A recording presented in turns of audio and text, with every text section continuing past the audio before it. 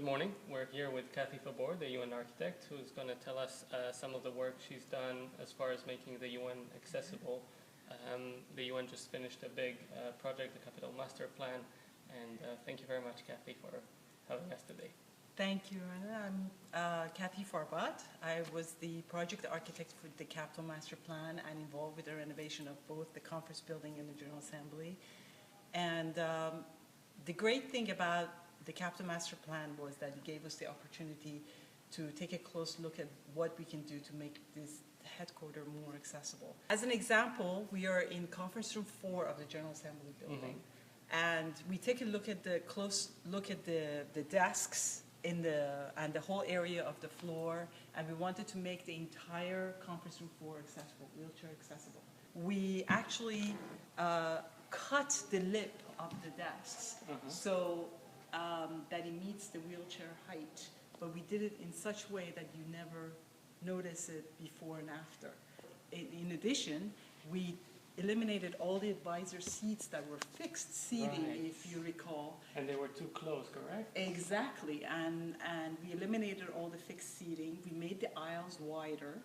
All the podiums in all the major chambers and the conference rooms now are accessible via ramps and wheelchair ramps, and also the advisor seats that are back there. There are some that are removable. For example, for this room, which is conference room 4, again, the whole floor is accessible, so there's not going to be a lot of adjustments that need to be done. In the other chambers and the General Assembly Hall, we did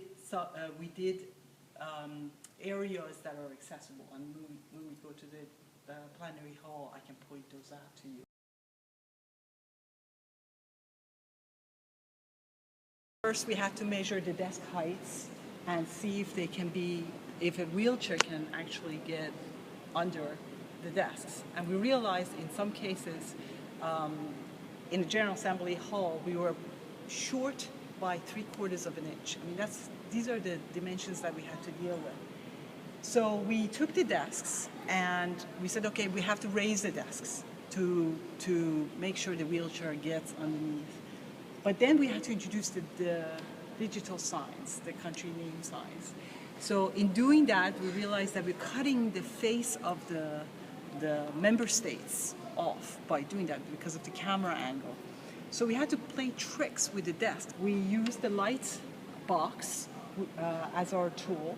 So we raised the desk, we lowered the light box, and these were all within the inch.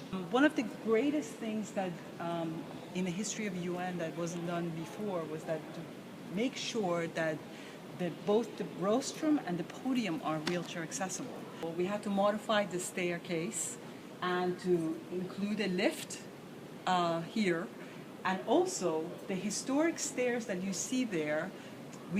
And they were made out of concrete. We had to remove it completely, and built a wooden staircase in 2 segments, and so they're removable, and add another lift chair which is sitting behind this wall.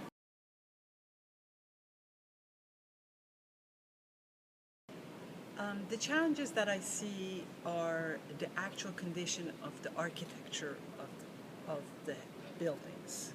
In other words, in the future projects of, let's say, Geneva or Vienna, we're talking about a much older structure, and there's going to be a lot more limitations on what one can do to accommodate full accessibility for these structures.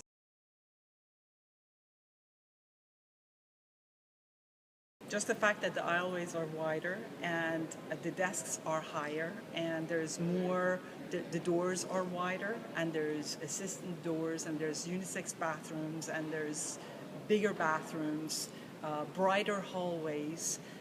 As far as the safety is concerned, we have strobe lights now where it wasn't there before. So there's a lot of things that happen, and for accessibility purposes, and as building codes and the host country codes that not only benefit people with accessibility, but also you and me.